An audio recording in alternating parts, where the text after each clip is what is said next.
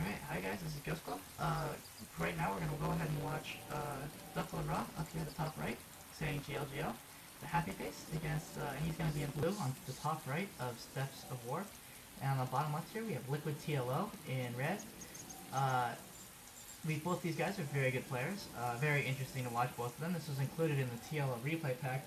One of the interesting things to note, of course, is that this was played on the last patch, which, you know, isn't going to affect a whole lot PvP. For Protoss, really the only two things that got changed were the WhiteRa and the Phoenix. Phoenix build time got shortened, and in addition, the WhiteRa speed got taken away. And with those two things, you know, not a whole lot's going to change PvP. You very rarely see WhiteRa, except for extremely long, WhiteRas and Phoenixes actually, except for extremely long macro games, or if they're doing something too different. It's kind of been shown that neither of those two units are quite so effective in Protoss versus Protoss.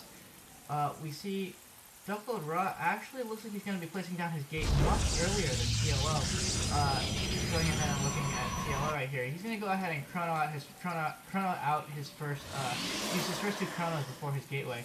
Means that he's going to go ahead and place down that gate at 13, very much more macro than Ra, who was placed his gate down at 10 or 11, and then use the chrono after he placed the gate. What this means, of course, is that Ra's either going to be able to get WhiteRa's either going to be able to get out his core much faster, or he's going to chrono out a Zealot or two, which, utilizing the short rush distance to his advantage, and really going to try and put the pressure on TLO and force TLO to defend from very early on in the game. We see TLO goes ahead and scouts this, and Ra's going to go ahead and scout that right in space right here. TLO going ahead and getting gas much earlier actually than Ra. As you can see, he's getting it right about now. So that seems to indicate to me that Ra's going to go ahead and rush first Zealot out, as you can see right here. That's what he's doing. TLO is really going to want to go ahead and look at the progress of that assimilator. As far as I can tell, he has not yet done that yet. He's been sitting there attacking the pylon, which is great. Most players are doing that, but if he scouted that lack of gas, he'd really be able to see that Zealot come out. Earlier. Although he's going to be able to see it now, and he's going to go ahead and look at that gas. He's actually not going to be able to see how much is left in that assimilator, I don't think, unless he clicks on it. And so, because of that, it's going to be a little more difficult, I think. We see TLO, he's going to go ahead and chrono out that first Zealot as well, so that he has something to defend with. He's going to go ahead and sit right here. He really should realize this on the ramp. And we're going to see WhiteRa go ahead and try to see some harass. We see the difference in core timing, however, with TLO finishing his core much earlier than WhiteRa's, which is only halfway done. But if WhiteRa can do some damage right here with that Zealot, it's going to be completely worth it. Getting that second gas, forced to pull off a couple pros here. Going ahead and looking at their harvester count, resource count, and the harvester count, you can actually see that TLO is much farther ahead. So as long as he doesn't lose any here, he'll continue to be farther ahead. That first stalker comes out with some grid. We'll set to see if TLO can micro this. Pull some pros. He easily gets that. Easily gets back. Looks like TLO's going to be able to hold us off just fine. Running away that stalker, which he needs to do. Make sure he doesn't lose any units. But we can see that WhiteRa continues to pump out units right here. Even though he's behind him so far, TLO does not lose the stalker. Oh, and he lost the stalker. But that's alright. I mean, looking at how far behind his tech WhiteRa is right now, and units, we see that he hasn't yet even up the harvester advantage. And as long as he doesn't lose any here, very good, very nice defense by TLO. It looks like able to save his all of his workers right there, and he is ahead in tech. It looks like, and in the all-important warp gate research, you see that TLO is ahead by about 30 seconds or so. So that first stalker is going to come in here. I don't know if that's a very smart decision from WhiteRa, as you'll see this sentry here. It already has 76 energy, and I think that all TLO is going to have to do is just force field behind it to make sure that he can't go up. Yep, there you go. Very nice force field by TLO. And he's going to go ahead and take out that stalker. So now, really we can see this Twilight Council going back to WhiteRa's base. He's going to go, looks like he's going to go for 3-gate stalker after that first bit of pressure. 3-gate blink stalker after that first bit of pressure, after all the Twilight Councils being thrown down. Which he's going to need to do actually a pretty big amount of damage, seeing that it's 38 supply to 29 supply. A 10 supply difference this early in the game really is going to be key. Key for TLO, but most of it is in harvesters. As you can see, he's just a little bit over, just a touch oversaturated here, which means he can pull off some workers. And he really is, he's still building them, which tells me that he's thinking about expanding after he chronos out this first observer. WhiteRa's gonna, he is sending out this probe to try and put down that proxy pylon right there. and get down some early pressure with these blink stalkers. and I'm not sure if TLO's going to have what it takes necessary to defend against this. Really, right now he's got 3 zealots and 2 sentries and 2 stalkers. The sentries aren't going to be too terribly useful against blink stalkers.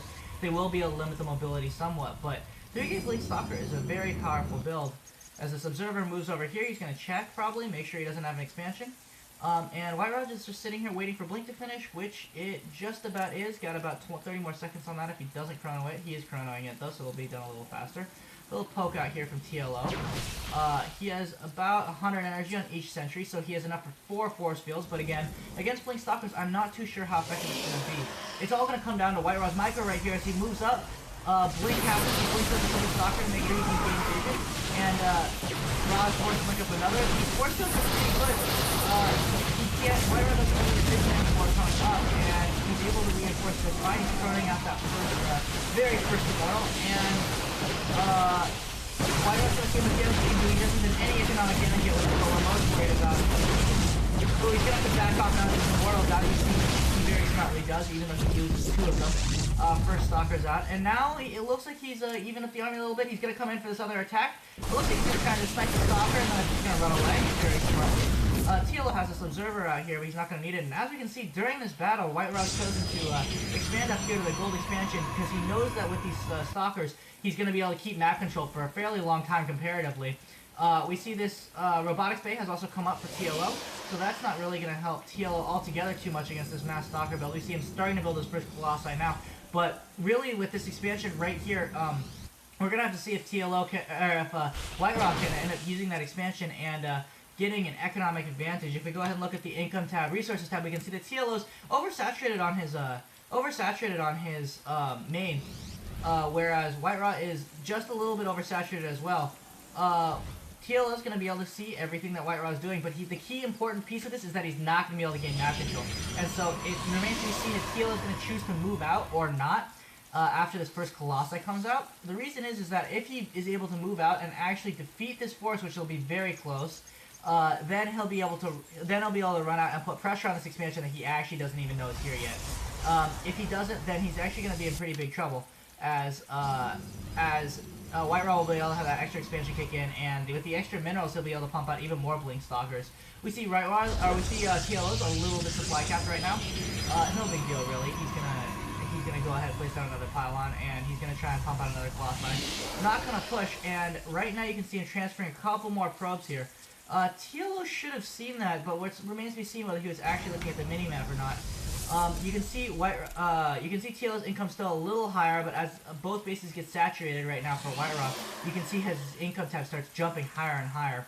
Going ahead and looking at the resources tab, we see that TLO is actually still much higher on the income tab, and he's going to go ahead and choose to move out now. The force fields aren't going to do anything as the colossi are massive, and so going to go ahead and crush them.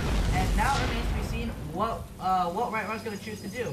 He doesn't really have map control anymore, but he might choose to try and run around and continue gaining it. It looks like TLO suspects that it's there. I don't think he sees that it's there, but it looks like he suspects that it's there, and now he sees it. So WhiteRa's going to be forced to run back and try and defend it, I think. Or actually, he's going to go in and counterattack, which with TLO expanding could be a very good idea. Going to buy himself some time as well on the same base count and going to try and do some damage. He's going to take out the Robo right here and this Immortal right here. Taking out the Robo is really key as, he's not even going to take out the Robo. He's going to try and do economic damage here. TLO is forced to pull probes and run them. I guess he's going to go just keep his back and lose his main and force WhiteRa to